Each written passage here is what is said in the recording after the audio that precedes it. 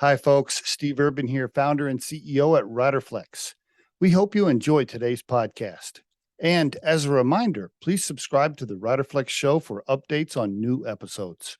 And by the way, if you haven't already, check out the book we recently launched, The Riderflex Guide, Inspiring and Hiring, available for purchase on Amazon. And now, a quick word from our sponsor. Try the #1 marketing platform for small business. Everything you need from design to marketing to CRM. Learn more at marketing360.com. Marketing 360. Fuel your brand. Matt Pohl on the Riderflex podcast. Hello, Matt. How are you? Hey, Steve. Good to see you. Did we meet at one of Mark Newhall's things? Is that how we know each other? Because did you work with Mark Newhall at Corporate Express? I did work with Mark. Interesting enough, he was in kind of an executive level, and I was the head of the corporate business intelligence group. We were building a corporate data warehouse, and he was kind of a customer, kind of an internal customer of my team. So I do know Mark. It's been a number of years, though. Okay, I was looking at your profile, and I'm like, man, is that how I know Matt? I don't know. I went to several of those Mark Newhall Christmas parties, and most of the time I got hammered. So I really don't remember much. I was not that close to Mark. He was out in the East Coast, right? He was then, but he lives in Denver now. Okay. I knew he had been here in Denver, but I thought Corporate Express had bought one of his companies or his company and brought him on, and something like that. Yeah, something like that. Yeah. Anyway, we got to know Mark. Mark is actually on the advisory board for our recruiting firm, Riderflex. That's great. Yeah, we became friends, and I went to a few Christmas parties. Really quick story. This is a good one. One year we're at this Christmas party at Mark's downtown, and several hours into it, and my wife comes over. She's kind of like tugging on my shirt a little bit, and she's like, "Hey," and we were staying in the hotel where he was having the party, so we were staying downtown. She goes, "Hey, it's time to go up to the room." She goes, "Hey, it's time to go up to the room." And I go, "Well, why?" She goes, "Because you're slobbering on people and you're slurring your words. It's time to go to the room." Telltale signs, right? Go get some sleep. Anyway, you're in Denver, right? Yeah, Denver. Grew up in Iowa in a small town on the Mississippi called Burlington, and but I've been out in Denver since kind of the college years. I started school in Iowa, and finished up at the University of Denver. So been here over 30 years. So, woo, man, you've seen a lot of changes, my friend. Oh yeah. We came out during kind of the oil bust, and every block had a HUD home on it, and so. But we've seen some really great things out here in Colorado, and still love it. Have you been up north lately to up by Loveland where the Shields is, like 34 and I-25 with Shield? Have you been up there lately? I mean, yeah. We go up to Shields, love the store. My daughter went to UNI up in Greeley, so we've even seen that. She's a few years out of school, so seen the growth there, and we're an entrepreneurial family, and so my daughter and her husband and us have bought some car washes up in Longmont, and so we're kind of up in that area, not too infrequently. So, good idea. We moved to Johnstown, Colorado, which is right there, where they're building a Buc-ee's, by the way. Really? Yes. I didn't know that. The Johnstown exit on the west side, there's going to be a Buc-ee's. Okay. 100 gas pumps. I told my wife, I'm like, when we moved here 17 years ago, Johnstown had one stoplight. Yeah. Well, at least it's not Louisville, which said that they're not going to build any more gas stations. So, they did. Yeah, they passed an ordinance, no more gas stations. So, I guess they'll come up to Johnstown to fill up. Yes. I love the fact that my home value has gone up a bunch, over the years. I think that's great, but I wish we could do it without getting more people. Yeah, that's a challenge, right? Yeah, it's crazy how much building is going up. It's crazy. But That's crazy. the reality is we love Colorado for a reason. It makes true. sense that other people would fall in love with it too, right? So where'd Colorado you grow sucks. up? Colorado sucks. Nobody move here. It's terrible. Yeah, it's Terrible. horrible. Stop Snows are moving horrible. here. Yeah. Did you grow up here or? No. I grew up in Oklahoma, so Oh, okay. small town in Oklahoma, so we got some similarities there. Okay. My graduating high school class had about 150 in it. How about you? We had about 300. We were like the big high school in that area. We were kind of in the major high school athletic conference, but we were kind of away from. Iowa doesn't really have a lot of metropolitan areas. They've got Des Moines and the Quad Cities, and then you got everything else. So, but we had 30,000. So for Iowa, that was a medium-sized town. What'd your folks do? Well, this is an interesting part of my story. My dad had his own business growing up. He was an interior designer, and just a small family-owned business. My mom worked for him doing the books. My aunt did draperies. My grandpa did the upholstery. So a lot of custom high-end furniture and custom interior design. And that's what I knew growing up was dad and mom working, and dad working tons of hours. And then in the 80s, well, really it was the 70s, the end of the 70s, the economy was in bad shape. And my dad's business didn't make it. So after almost 20 years, he was in his early 50s. I was just getting into high school. And my dad said, hey, we're going to close the business. They went down to the store, locked the doors, and kind of walked away. And my dad never recovered, really. I was too young to really understand it. I understand it better now. But looking back, I can clearly see that he never recovered from that. This was his true life passion. He was incredibly talented and artistic. It was just who he was, as most entrepreneurs are, right? Their business really carries their personal DNA. And to close that up when he'd been doing it for 20 years, really most of his working life, and going into his later years, he lost it. He never quite found his groove again. He worked for other people, worked in furniture stores downtown Denver after moving out here. And why'd they move? Did he move for a job when he closed, or why'd they move? Yeah. So they struggled in Iowa for about 4 years. They were on food stamps. It was, from upper middle class to, going to the food place to get some food to survive on. And when you're like a freshman in high school, which is tough on the ego as a teenager. Yeah, exactly. I mean, I left for college, so some of the last year or two of that, where it got real bad, their stove stopped working, so they had a little, the gas camping stove on in the kitchen. That's what they ate off of the last couple of years. And we used to go to vacations. My dad, we had a beautiful home. Anyway, so it was very tough. And so they ended up moving out to Colorado. They were looking at Florida or Colorado. They decided Colorado. I'm so glad they did. And that kind of set a chain reaction. I ended up moving out there kind of midway through my college years. And I see. Never really looked back. So. Okay. And do you have siblings? I'm the youngest of four. My two sisters still are in the Midwest in Iowa and Illinois, and my brother's out in Oregon. Okay, very good. What kind of kid were you? Were you like a straight A student at the library every day, going to church three times a week? Where were you? I was kind of the Boy Scout kind of kid. I was, I had rabble rousers in the middle. I think our family of four really fit the stereotype of, oldest and youngest and middle.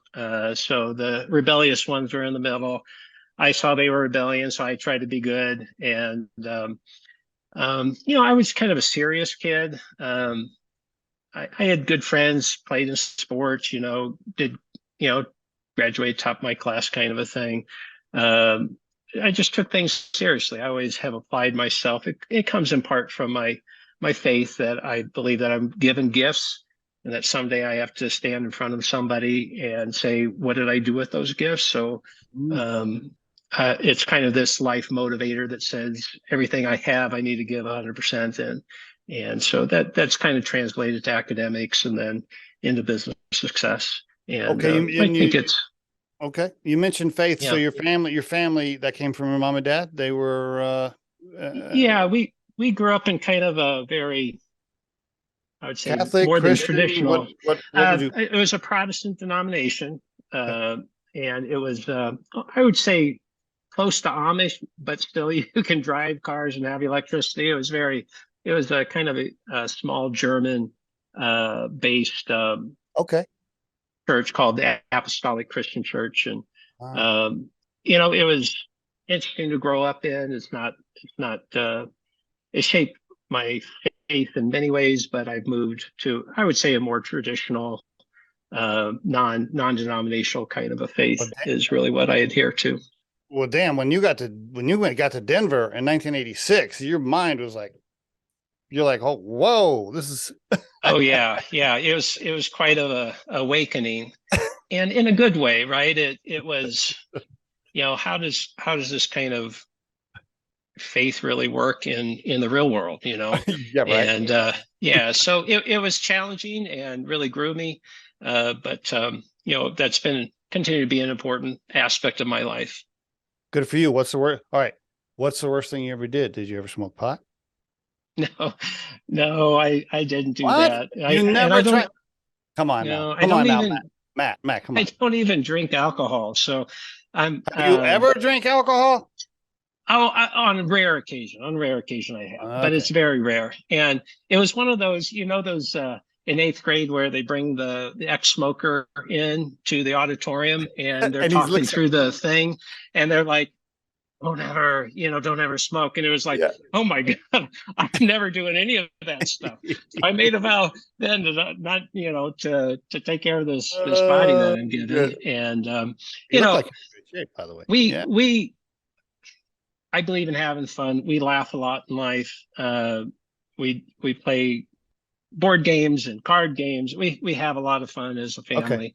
Okay. And it just isn't through imbibement. So. Okay, I'm not going to tell you about all my sins then. I'm not going to. Okay.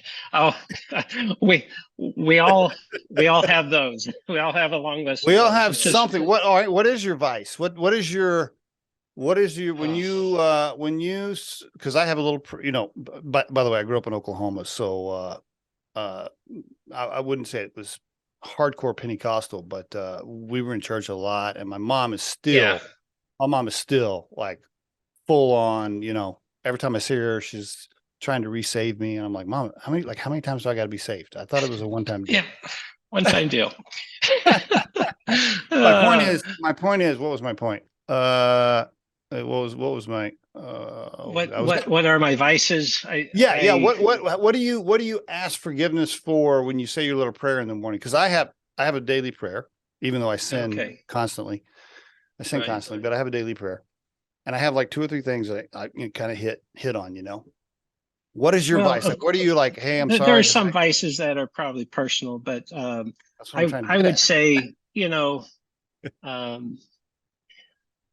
I struggle with pride and arrogance sometimes. I struggle to be as a husband, just being a good husband and making sure I'm loving my wife and growing her and being patient with her. That's an area that's a constant challenge. And as just a man, sometimes I'm not emotionally in touch as my wife would like me to be. Welcome to the club with all the rest of us. Yeah. So I would say where I fall, it's kind of in that arena. That's where I kind of put my foot in my mouth the most. Appreciate you sharing that. We're about the same age. Isn't it interesting? I wrote a long letter to my two grown sons. I have a 32-year-old and a 28-year-old. Wrote a long letter, and it was titled "Women." Uh-huh. And I was like, "Here's what I've learned. Here's what I've learned. Here's what I've learned. You can either learn the hard way or you can learn from your dad, right?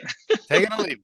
But Yeah. one of the things I told them is, as you get older, as a man, as you get older, your patience level, your understanding of how different they are from you, and learning not to try to change them, and just accepting like, oh wow, they are different, and that's cool, and I love them for that, and I'm different, and I'm not. You just learn all these things, and as you get older, especially when you hit your 50s, man. Yeah. By then you're like, okay, I got this down pretty much. Yeah. Well, we've been married 35 years this year. Oh, We've got you. four kids, 2 boys, 2 girls, about Cool. the age of yours, kind of spanning that. Cool. And I think one of the revelations that come out, 2 of them are married, 3 of them are married, and one's single. But some of our kids, they're having conflict in their marriage. Wow, Sure, what because they're a young. surprise. Yeah, But they come to us and they said, well, you guys didn't ever struggle with this. And they said, no, you don't understand. Our job as a parent is to isolate you from those conflicts, so that you kind of think we didn't have them. But here's the real thing. Your mom and I, we irritate each other all the time, but we love each other more than we irritate each other. So we just work through it. So yeah, my wife and anyway. My wife Kim, although she is my second marriage, we've been married for over 20 years. So oh wow, okay, I got married super young. In Oklahoma, they don't teach you to like get in a college education first and then get married. Anyway, been married to Kim for a long time. You're a grandfather too. How many grandkids? 6 with the 7th on the way. Whoa, so, okay, yeah. It's busy. It's busy at your house at Thanksgiving. Oh, it's absolute chaos, but it's exhilarating and exciting. And then when they go home, it's it's like, wow, why did we have them over again? We got to clean up all this mess. But yeah, fortunately, the grandkids are cute enough that it's worth it. For a day or two. I mean, yeah, for a day. That's for a day. We've done some vacations together. We like to do that every few years, but anyway, we have a lot of fun, and we got 3. One daughter has 3 boys. One daughter has 3 girls. So oh wow, they're at one point we had 6 that were, I think, 5 and under. Oh. Yeah, 5 and under. So it was it was nuts. It's getting a lot more fun because they can go and entertain themselves a little bit more.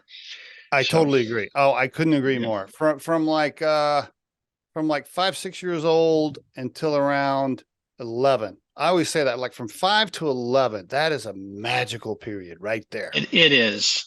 I start liking them around 3, and 2 sometimes, but 3 is usually kind of a sweet age. But you're right. There's that middle section where they are quite wonderful.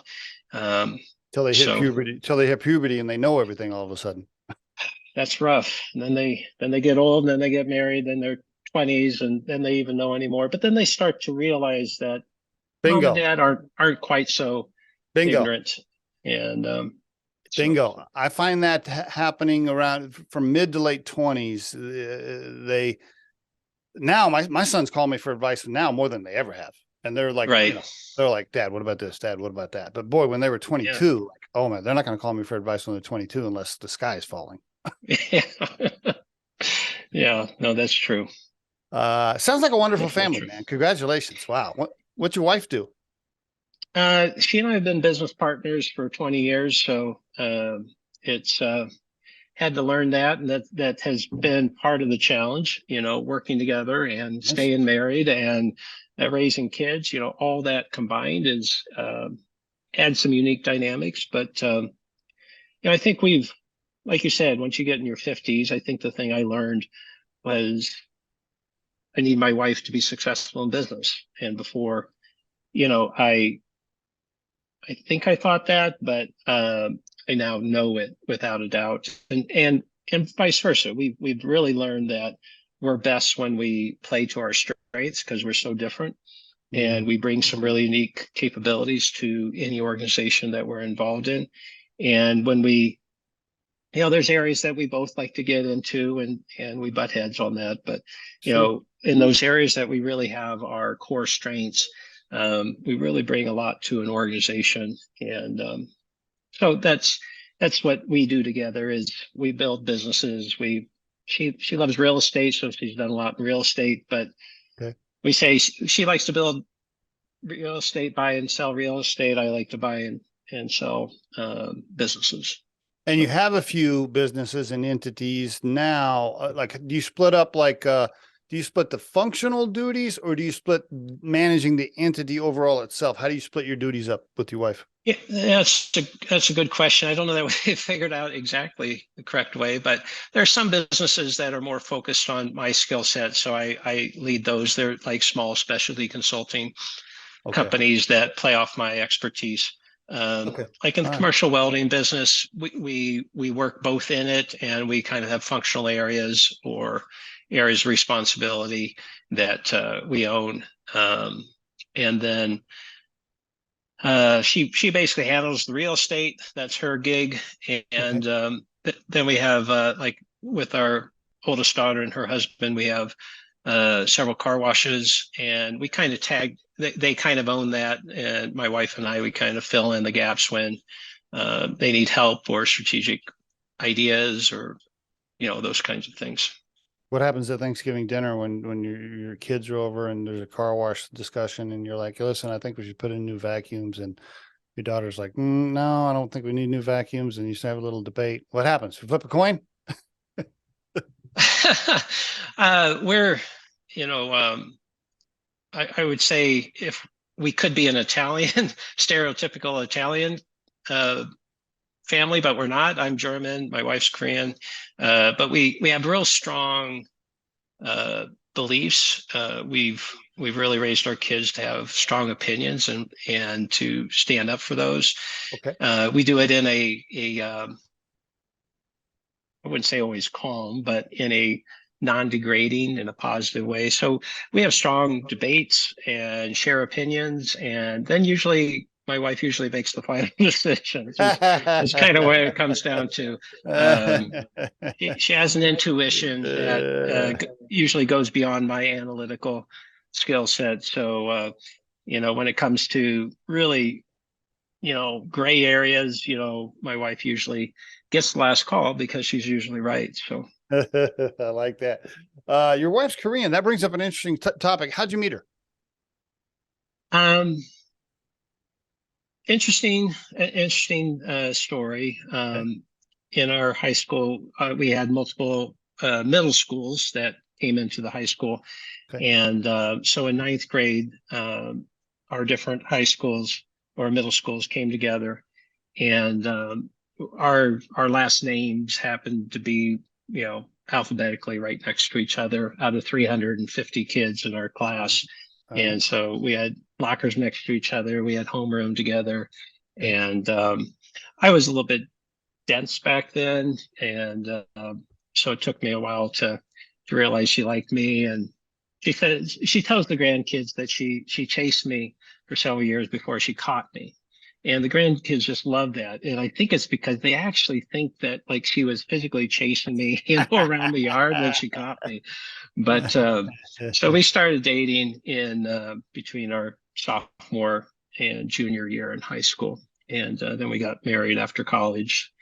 So did you go to college together, or what happened there? No, she was not the academic side of things. She grew up in kind of a blue collar work and hospitality industry. So even at a young age, she was cooking in a restaurant, 24-hour restaurant, even in high school. And she kind of pursued that kind of careers. So she's been in blue collar, then stayed home to raise our kids. And then we started our own business. And that was kind of our first business. Yeah. But when you went off to college in Denver, what happened when you went to Colorado? What was it, a long distance, or what happened there? Yeah, so it was 2 years of long distance. 1 year of long distance. She stayed in our hometown. I was kind of central Iowa for the first couple of years, but after my freshman year, she ended up she had opened a restaurant. She was on a restaurant opening team teamer. for Okay. Perkins Restaurants I see. back then, Okay. and Okay. she opened up a restaurant in Colorado Springs, I see. and just fell in love with it. It just so happened my parents had moved out, and she decided to move out as well, and That worked so out. Okay. Yeah. Cool. yeah, so that worked out. I ended up moving out a year later. So she was working 2 or 3 jobs at that time while I was going to college, and then after college we got married, and not that she stopped working less, but just was more focused on raising the kids until we started our first business. Okay. Very cool. One more question on your wife, because I think this is interesting. Were her parents immigrants? Were they first into the U.S.? Were they born here? Or was she big? And then what was their, because your faith is obviously very strong. How did that tie into their faith? I'm wondering how that worked, because sometimes that might have, I'm not wondering if was that a challenge? Yeah. Talk to me about that. Well, there's a unique dynamic there in that she was adopted. So I see. She was born in Korea. Okay. Grew up in an orphanage, and she was 10 years old when she was adopted by a family in my hometown. I see. Okay. Interesting. Yeah. And then, all right. And then had the same faith, or she had a faith background a little bit growing up. Well, not really. Although interesting, the orphanage system that she came through was a Christian organization. But she didn't pursue or have much of a Christian upbringing, and kind of found that later in life. Okay. Did you ever find out who her real parents? Have you guys ever gone over to Korea and hunted anything down? No. It's one of those. It's a hard question to know if you want to know the answer to, right? So, bro, dude, yeah. So she's never done the those DNA swab sends thing. No. Okay. No. We did get to Seoul a few years ago, and that was really wonderful. Okay. But that's one of those. It's a tough one. Yeah, it's a tough one, and I'll tell the listeners in case anybody's curious. Here's the deal.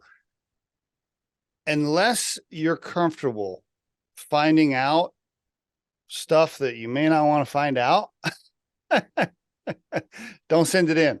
Because I can almost guarantee you 50% of the time, something's going to come back and you're going to be like, grandpa, wait a minute, hold on. It shows that grandpa had a kid over here, but he wasn't married to that lady. What's going on? Like, you're going to find stuff like that out. I guarantee you. Yeah. Okay. Yeah. It's human nature, right? Sometimes it's best not to. Anyway. Okay, cool. So when you're going to school, did you know what you wanted to do? I mean, by the time you got to Denver, did you know what you wanted to do? Because you had that early entrepreneurial bug, of course, from your dad. Did you kind of know, or walk me through that? Because at some point you were majoring in business, but then you got a master's of science, at the University of Colorado. So I'm kind of wondering, what was your plan? Yeah. So, like I said, I was a pretty serious person, so I had kind of an idea of where my strengths were. All right. But even then, I changed my major, my focus a number of times. So I kind of thought computer science going into it. This is where, the first IBM computer PC was coming out. So there's a pretty big changes going on in technology. So I thought technology.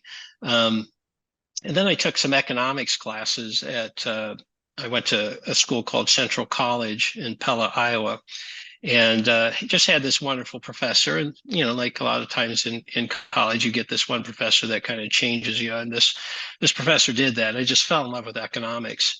And so I was like, okay, I think it's economics. Transferred from Central College after 2 years out to the University of Denver. And the University of Denver program in economics I just wasn't happy with it. And so I was like, okay, now what do I do? And I took an operations research class, which is like applied statistics. And it's like, oh, okay, this is what I'm going to do, because I'm a problem solving, analytical kind of a person. And Is your internet I'm getting a little, hanging up? Is I'm your getting a little feedback on my audio. test? I want to move my mic back a tad for the listeners. We're just Okay. making an adjustment here. By the way, has my internet been jamming up? Are you getting choppy from me? No, Okay, good. I'm Good, seeing good, you good. good. Okay, good. And all right, go ahead. You were about to say how analytical you were and logical, and you have no emotion and no creativity. No, I'm just playing. Just joking. Just joking. You. Yeah, no, the reality is that I got some of my, I have creativity, but not artistic Yeah. ability, I would say, from my dad. Yeah. Okay. All right. So I like to problem solve, and I like figuring things out. And so that's what the program was called Decision Sciences at the University of Denver, and that's what I ended up studying. So it's some pretty heavy statistics, but modeling and optimization and kind of manufacturing a little bit, looking at optimization in manufacturing and other areas. And so it's just all these kind of quantitative methods for making decisions is what the program was about. All right. Very good. Okay. So you get out of school. Get out of school. My first job is with the Federal Reserve Bank in downtown Denver in a management training program. Love it. Really great place to land out of school. A little bit, it's quasi-governmental, so not quite as aggressive maybe as a public, as a private Yeah, but still organization. But just some really great people. I had Yeah. some great mentors there. They really taught me a lot. Even some peers that I worked with that really grew me a lot. And so was in that for 2 to 3 years. And while working, so I was working there, starting to have kids. Yep. Doing my master's degree at night, burning all 3 candles into three sins, but pushing myself, and then decided that I wanted to get into consulting, and so landed an opportunity with Arthur Andersen, which at the time was the world's largest professional services firm, and just a top-notch organization. And I worked in a kind of a unique consulting practice there called litigation consulting. And so our clients were companies and attorneys involved in complex litigation. And it played off my problem solving and data and analytical skills. And my master's degree was in information systems, so I picked up database and systems architecture and things like that. You lasted there for 6.5 years, which is above average, I bet, for tenure at Arthur Andersen, because they burn through consultants pretty heavy. Yeah, no, totally. And the group I worked with a great partner. He was a bit of a machine, though. I mean, he worked harder than anybody I'd ever worked with in my life. And he in particular, had challenges not burning through people. So when I left after 6 years, I had worked longer for him than I think anybody in his career. And great deal of respect for him, but the people side of things was not his strength. And but in 6 years, I got about 10 years of experience. Yeah, no doubt. Plus, I mean, there's nothing against those folks, but work-life balance wasn't really a term they used at Arthur Andersen back then. And you were trying to have a family, and your wife is probably like, "Hey, please stop working 80 hours a week because I need help over here." Yeah. By that time, we were about ready to have our 4th, and I just needed a break, traveling too much and just putting in too many hours. For sure. Then what, Corporate Express? Did you get a call from a recruiter, or you knew somebody?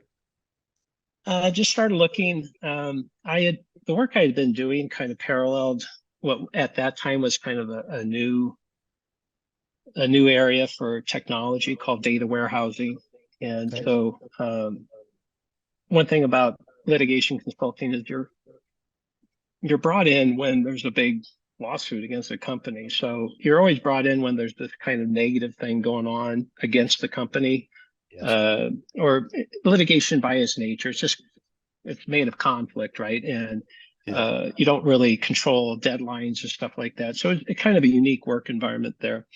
And I wanted to get to a place where it's like, hey, I want to use data to help a company, in a proactive way, to better the business instead of just trying to ward off, a lawsuit.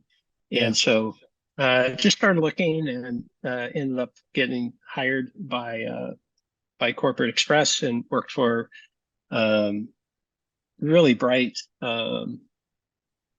gentleman there who is heading up the business intelligence, data architecture kind of environment. He was really the one that was spearheading the data warehouse team. And so I came in kind of underneath him. And a year or so later, Corporate Express went through some layoffs, and he was one that they let go of. They were kind of downsizing this effort. So I ended up becoming the director of business intelligence at that time. So I had a nice team that was building a real sophisticated and powerful data warehouse. And But at night, anyway, it was just a great experience. But I had evenings to spend at home then. So and the entrepreneurial bug that was born inside of you many years ago was stirring.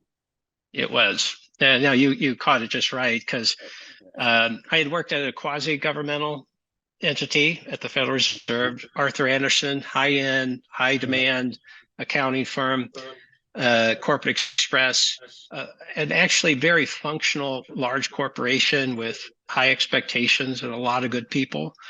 But it was still a corporation. And at some point I said, I don't want to be just, a piece of the cog of the machine.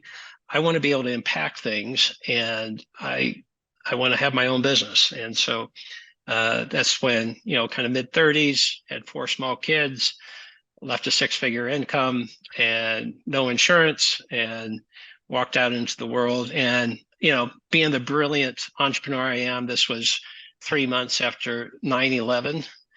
The economy's just roaring, and opened up our first office with my wife, and went 9 months without any revenue. We were down to a Toyota Corolla and all 4 kids sitting in the back seat, and wondering what I had done. Wow. And then we got our first client, and it just started to grow from there. And so, wow. Let's take a breath right there. That's good for the listener. This is really good, right? So I can just imagine you come home. What's your wife's name? Dawn.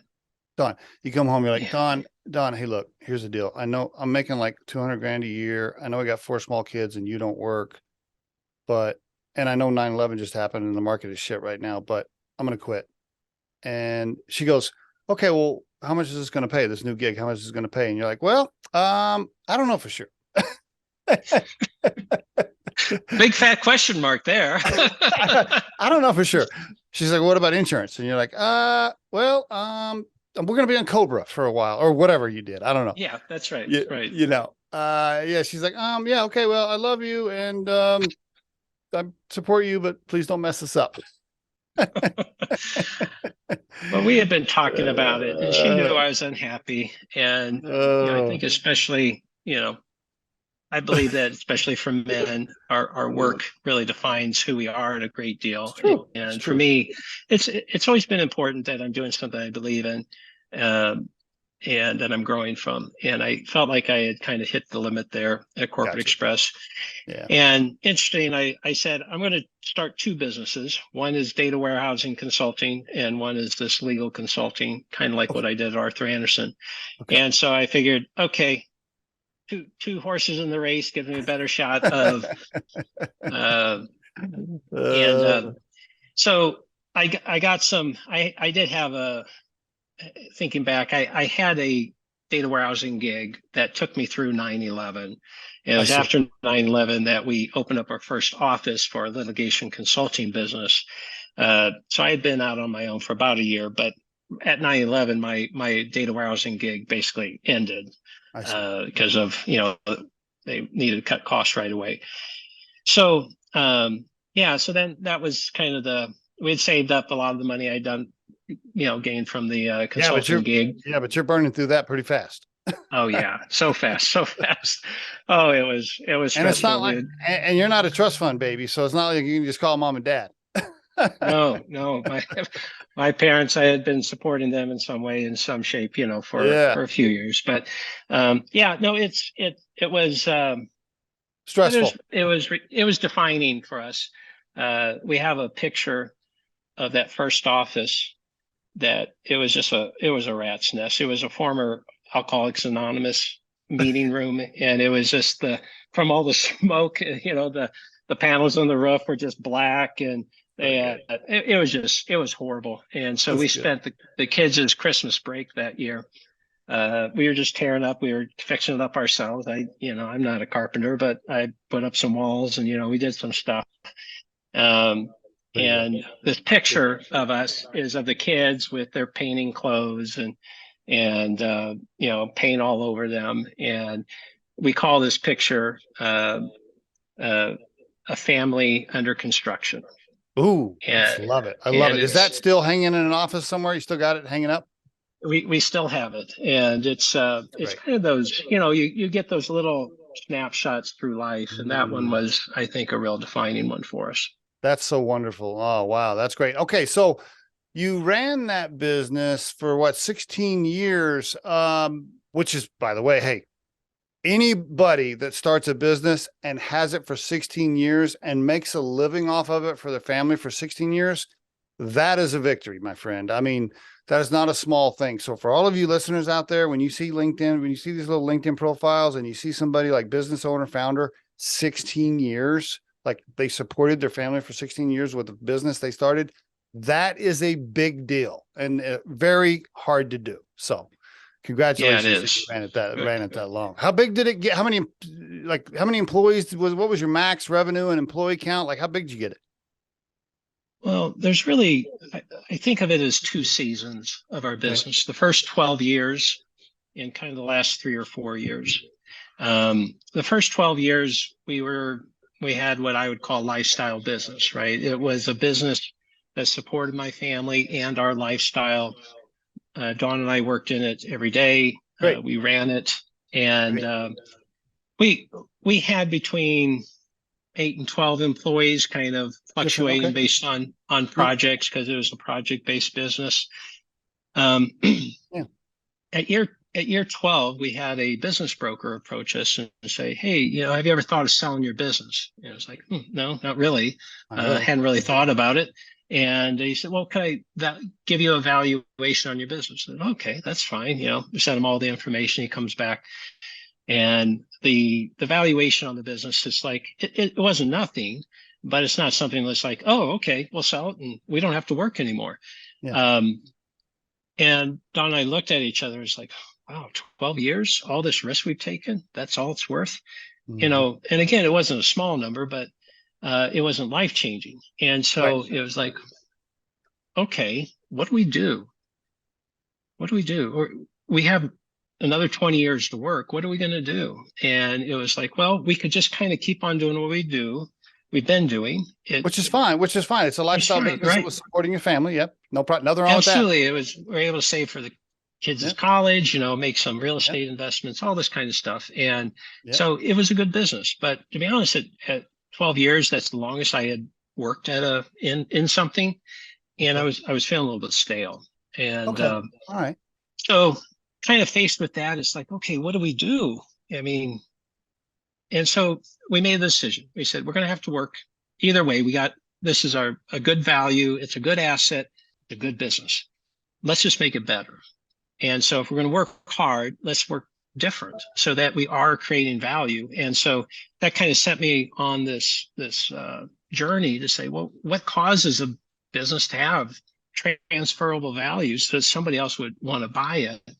And it was at that point that I ran into this methodology that was described in a book called Navigating the Growth Curve.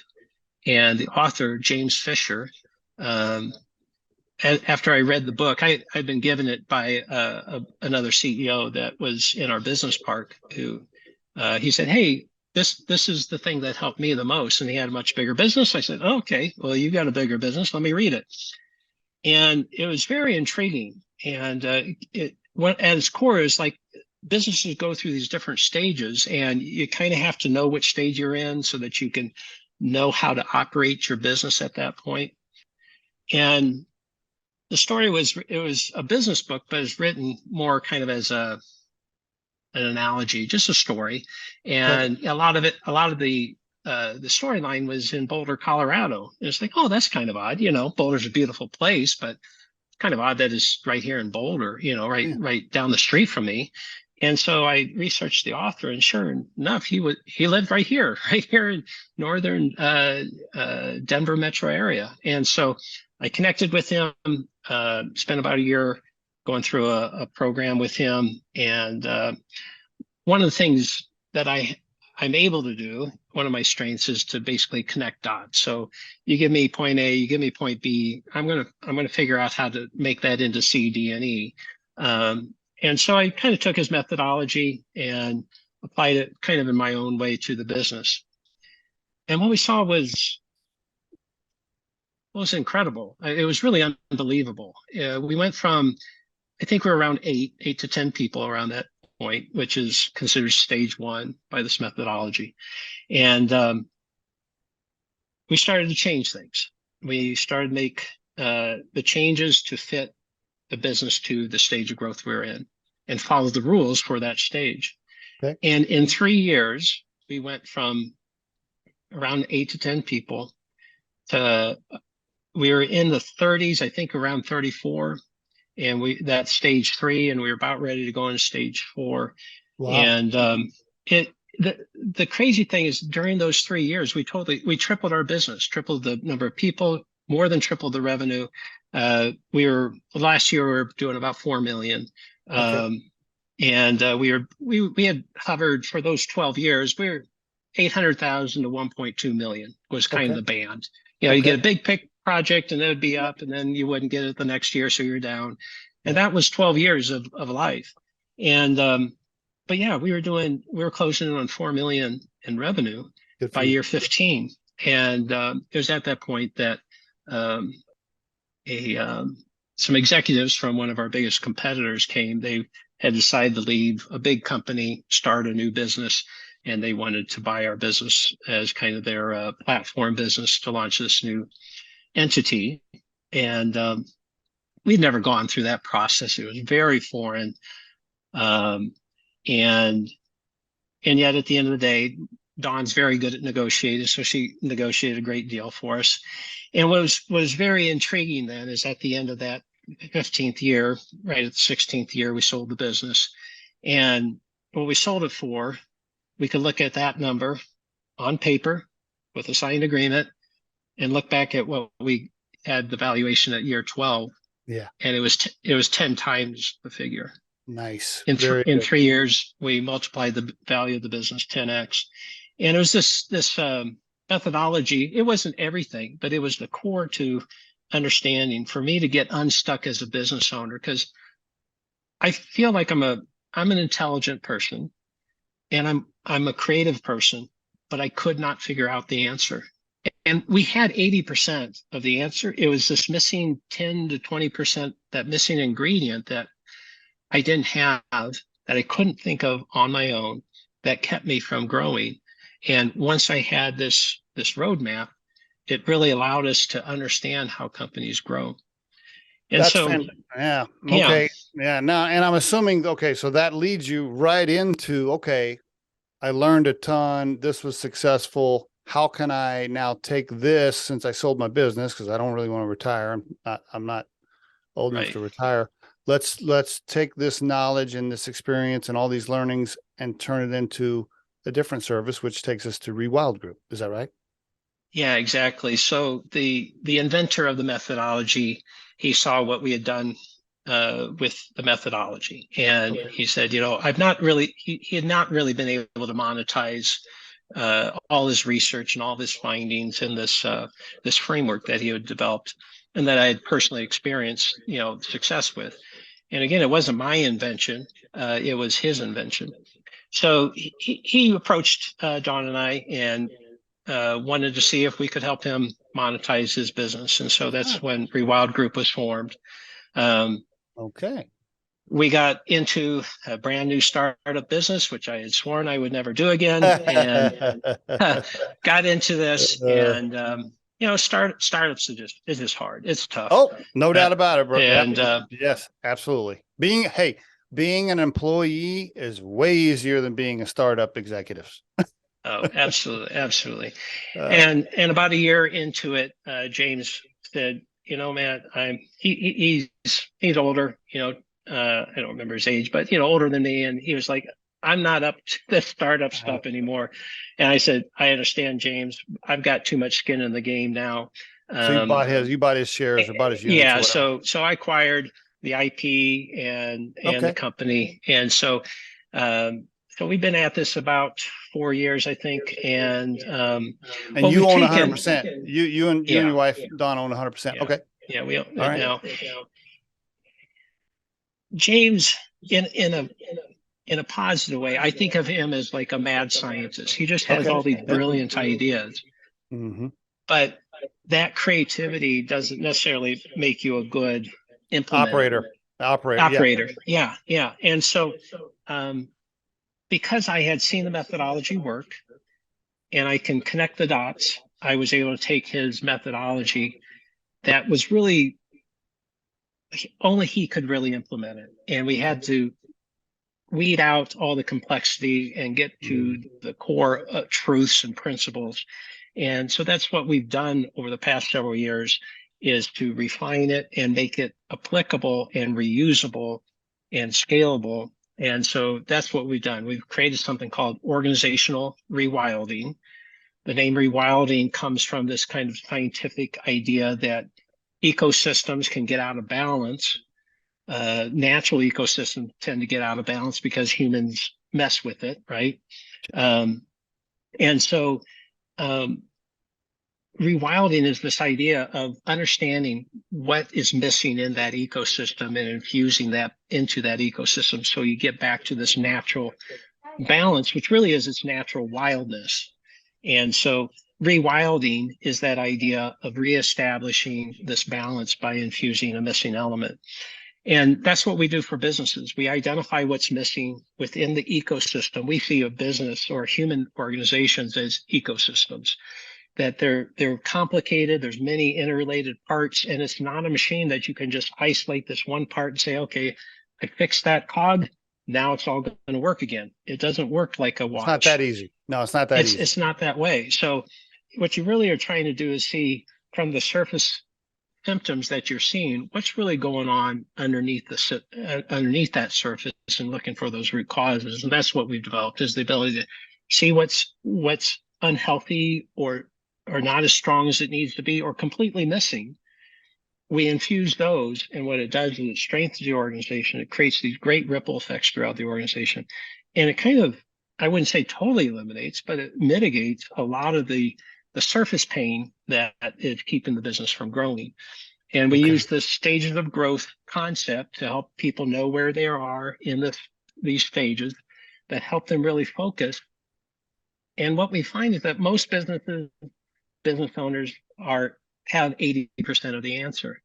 And what they have the answer on, they're typically doing pretty well. And it's just these couple missing ingredients that if you add them to it, all of a sudden something magical happens, like it did in my business. When I saw 3x growth in 3 years after being static for a decade. And so that's what ReWild Group is doing, is just really trying to help. Our mission is to multiply the number of exceptional businesses. And the reason we're focused on that is because we think that we see work as being, even with AI out there, work is, we think, a central element of the human existence. And to be honest, if we get philosophical, that's one of my concerns about AI. Agreed. Is that we take away this idea of purpose. Work and purpose, and because where else in life are we forced to grow, forced to cooperate with others, build our skills, and we're rewarded monetarily, by the way, but it creates a better version of ourselves. And that's what happens when you work at an exceptional business, you create this environment where everybody from the owner to the lowest person in that team is growing as a person. They become better. They return to their homes a better version of themselves. That impacts the community. Even at the national level, I think it changes things. So that's why we're focused on creating these exceptional businesses. I want to ask you several follow-up questions about the business, but I know we're bumping up on time. Do you have a few more minutes, or do you got to go? Yes, nope, I've got time. Okay, I want to ask you some follow-up. I apologize, I'm pushing you past our time here. So often I have seen, either working as a CEO for a founder myself, because I ran a couple of $50 million companies before I started Riderflex and dealt with family founders and all these things. And then a lot of consulting over the years too. Do you see a common problem being the company calls you and they're like, hey, we need help. Okay, whatever that is. We want to go through an exit, or we're trying to get a better valuation because we want to exit, or we're trying to fix something, we're trying to grow, or we're trying to go from lifestyle to growth business. And then you get in there and you're like, okay, hey, I've looked behind the curtain, I pulled back the covers, you start giving them the stuff, and then you find out that the founder's like, well, yeah, but we've always done it this way, Matt, and I don't, do you get that a lot? I would say, that's not uncommon, and obviously there's gradations of that, right? So there's those that are just obstinate, they're not going to change. But usually, if they're not wanting to change, they're not going to ask me to come and look at their business. So because I'm a change agent, and our methodology is a change agent. So I would say most of the time it's softer than that. It's you get into it and they're just not as supportive as they really need to be. Yep. There may be certain aspects they're not quite sure they believe in. So you may not be able to move the organization as far in that particular area. But one of the things we do, and by the way, our methodology, our business models, we certify business coaches, consultants, advisors around the globe, and they're taking the methodology and using it in their local communities. So it's not just me. Okay. All right. I missed that. So the business model is you're executing some clients yourself, but you're also franchising this, so to speak, or it's not a legal franchise, it's really a licensing model. But yeah, we certify people on how to do this, and then they have their own business consulting practice and they use this. So I would say a very small fraction of my time is actually working directly with the clients at this point, because I'm really focused on, like our big push the last 24 months has been writing books. So we've published 7 and 5, 12 books here in the last 24 months on making the methodology more accessible to kind of the do-it-yourselfer through a series of books. But by the way, for the listeners, on Matt's LinkedIn profile, Matthew Pohl on LinkedIn, he's got a link there. It's very handy that takes you to his author profile page on Amazon, where all the books are listed there. For the listeners. That many books in what time frame? About 24 months. We've been pushing out a book. I don't even know how you do that. I don't know how you do that. Yeah, they're guidebooks in that we've intentionally designed them that they can be read in about an hour, because we know that CEOs don't have a lot of extra time, and they have to be practical. You read most business books, you get through the first 2 chapters and you still got 10 chapters to go, and they've kind of told their story, and then they just seems like they add more stuff to it. We're just very practical. Okay. So that's you got audio versions, audio version or not? We do not. They're just in print and Kindle, so available on Amazon. Okay. And by the way, if I didn't mention it, it's rewildgroup.com. So the majority of your business model for you now is finding people to implement your program, and then they pay you for the license or whatever. Is that the majority of your revenue stream now for the ReWild Group? Yeah. It's a growing part of that. I would say it was just this last year where we were trying to transition out of, really doing the consulting ourselves, because we knew that long term, we had to get the methodology out there, totally done, the books available, all these supporting intellectual property, so the network can go and do it. And so that's been our focus over the past 24 months, was really moving out of the building it and using it and testing it and all that kind of stuff, to now focusing on really two things: making sure business CEOs, business owners are aware of it, and then reaching out to business consultants and advisors, coaches, so that they know that it exists, that they can add this set of tools to their capabilities. Are you selling it to people like me? Okay, so our recruiting firm, we did about 2.5 million last year, right? And so are you selling it to people like me, small business owners that want to take it to 7 million, or are you selling it to the coach who's going to come help me, or both? We have three ways that you can interact with the material. So for you could choose as a CEO, you could choose the self-directed. So we have a lot of material, including the books, where you can kind of teach it yourself and apply it. We have coach supported. So we have coaches that go through a structured program, basically a year-long program. That's a year-long. Okay. All right. Yeah, it's a year-long structured program. This is not flavor of the month. This is every month you're working on your business in a very structured manner. And then we have advisor-led. Advisor-led is the most, intense, most comprehensive, where maybe you and your management team are going through sessions with an advisor, focused on one area and going deep into that area for your business. So kind of that 3 levels based on somebody's budget and kind of their personal, style of working on their business. Are you targeting a certain size company in revenue and people? And are you targeting certain industries and focusing on service level businesses? Yeah, it's good questions. Our methodology is based on research of over 1,500 small and mid-sized businesses. So it's the methodology and the discoveries that came out of that are industry agnostic. So the methodology applies to any industry, product, service, whatever. The methodology itself covers.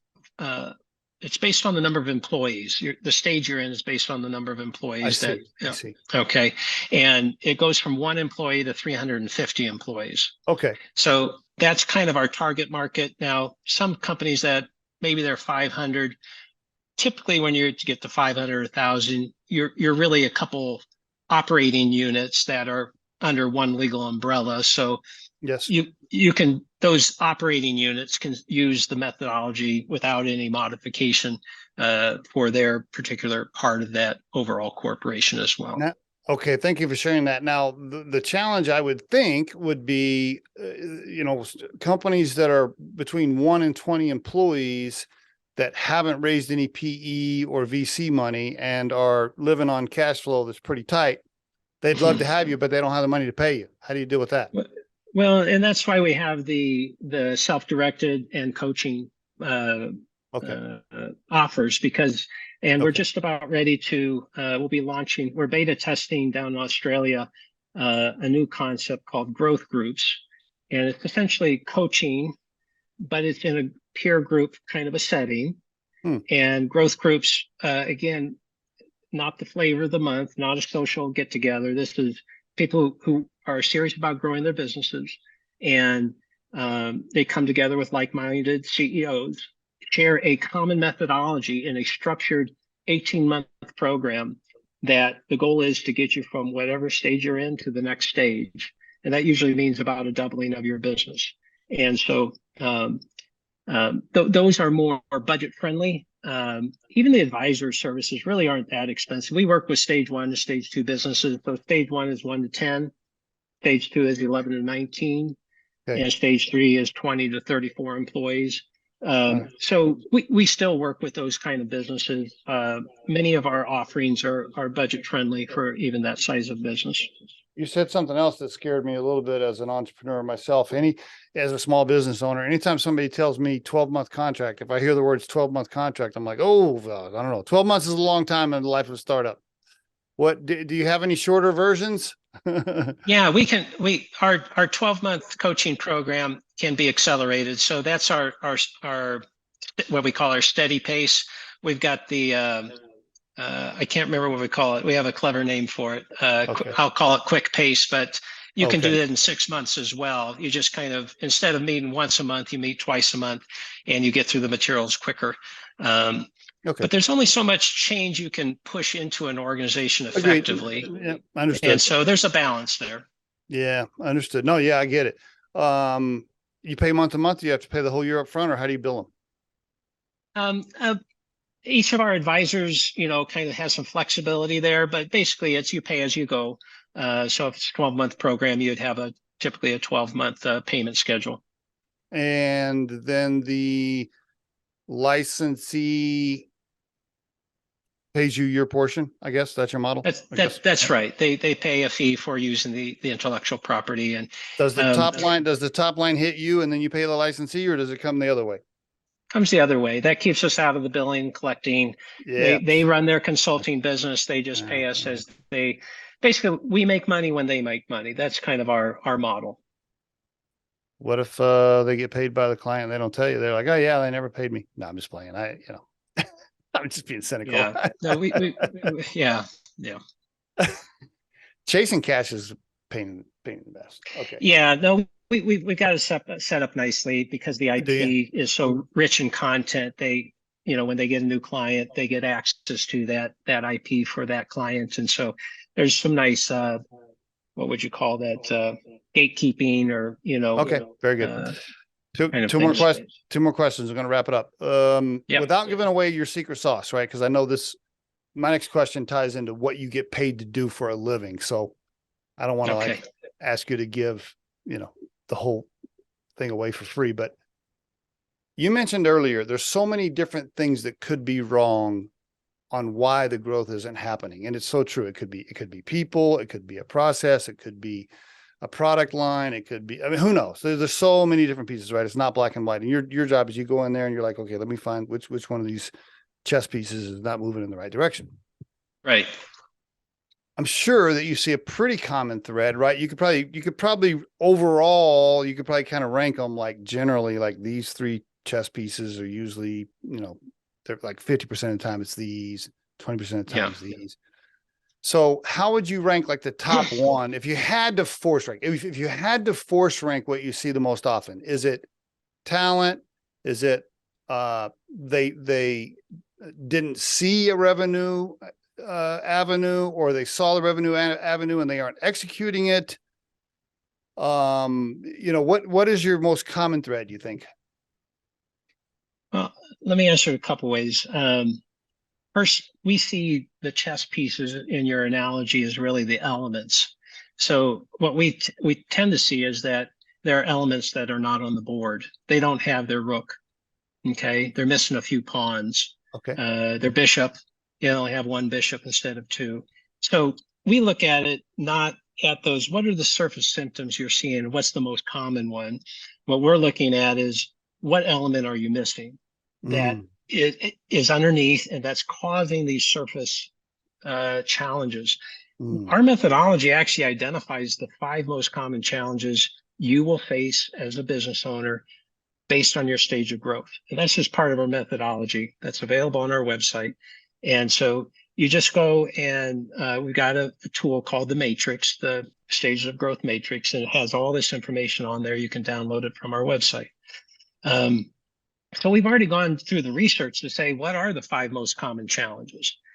And it's good to know the challenges and be able to name them, because you have to be able to name your enemy to defeat your enemy, right? So you have to know who your enemy is.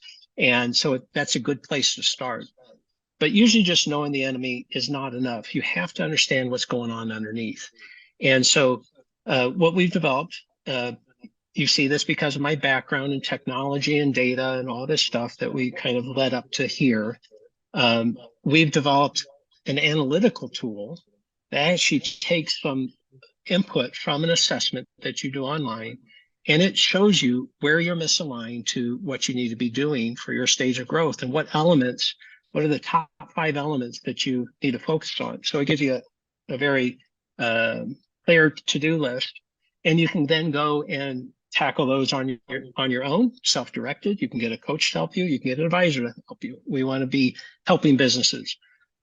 regardless of if that's our team that's helping you or you're using our methodology on your own. So we have an assessment that does that. But if I step back and answer the question you've asked, is what is typically missing? It's not really the challenges I'm focused on. What's typically missing? It changes based on your stage of growth, because the need for each element, it kind of changes, as it would make sense. If you have 350 employees, the elements and structures that you need there are different than if you have 20. But I would say across the board, having a weak business model, really architecting your business so it's resilient and profitable, that is the one element that is missing in virtually every business that we interact with.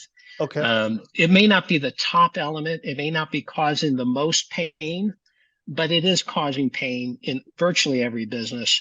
And it's often one of the top 3 elements missing in a business. And so we have a book called Business Model. And okay, we didn't come up with clever names. It is what it is. It's the business model. I like it.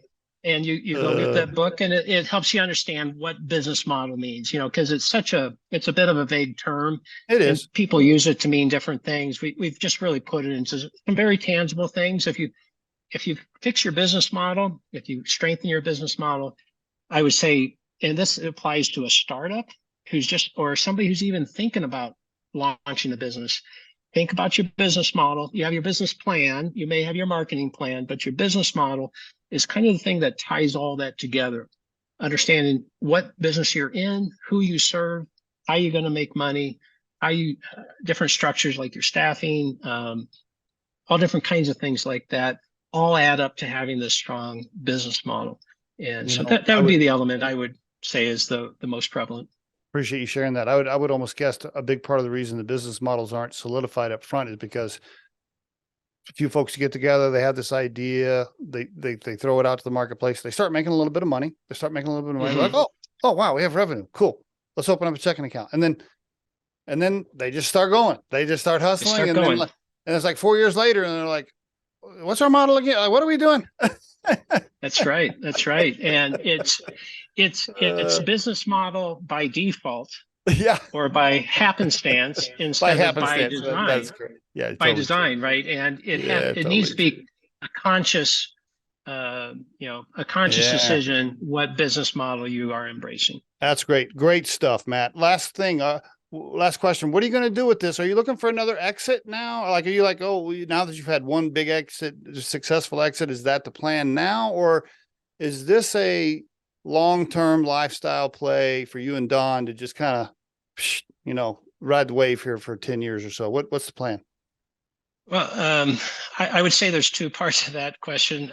First is for ReWild Group, we've got several more years of really developing all the methodology. The methodology is there, it's working, but there's some refinements. There's some things I'd like to tweak here and there. Okay. We got to get the rest of we got 5 more books to write, that kind of a thing. So I would say for the next several years, I'm all in. I'm really enjoying it. It really plays to my strength. And we want to see this where this is kind of recognized as one of the top known small and mid-sized business growth methodologies out there. So that's really my vision to get there. Is there an exit in the future? Well, at some point, everything's for sale, the right offer, sure. And I suspect at some point that happens. On the second side, though, is it's not enough since I like the intellectual side. Don's more that hands-on. What we decided is we don't want to just make money through the methodology. We want to make money by using the methodology. We've gone through all this hard work to figure out all this. So that's why about 18 months ago, we bought a commercial welding business. I love it. We're a great move. Great move. We're applying it. We believe, and we want to get in. I would like to buy a few more businesses in the trades and in those kind of areas. Yes, great. But we're applying the methodology, and what we're seeing is amazing results, right? So I told Don, I don't think you've ever even said the word welding in your life, and now you're the CEO of a welding business, and we're one of the top welding companies. We bought an existing business, a 20-year-old welding business. Great. Had 3 people in it, maybe $1 million top on the top line. Is a good year, best year kind of a thing. That's fantastic, Matt. Congratulations. Yeah, we've doubled that the first year, and we think we'll double again the second year. You know what? Using this methodology. I know this really cool small boutique recruiting firm that can help you find welders. I mean, I'm just saying. Well, that was one of the questions I asked. Hey, for the listeners, ReWildGroup.com. Do you want to mention the welding company? Let's what's the URL? I'll mention one other URL. For books, we create a very easy. It's books.rewildgroup.com. That takes you to our author page, and there's a bunch of books there. Again, they're written to be read in an hour and practical. You can use them with your team. You can learn from them yourself. Very hands-on. And then our business, we like kind of general names. So the name of our URL is commercialweldingusa.com. Commercialweldingusa.com. And commercial as in big residential projects, or only commercial buildings? What do you do? Yeah, we focus on commercial industrial welding applications. Historically, we were a pipe welding shop. We do structural as well. So really high end, sophisticated welding, metal fabrication is what we do.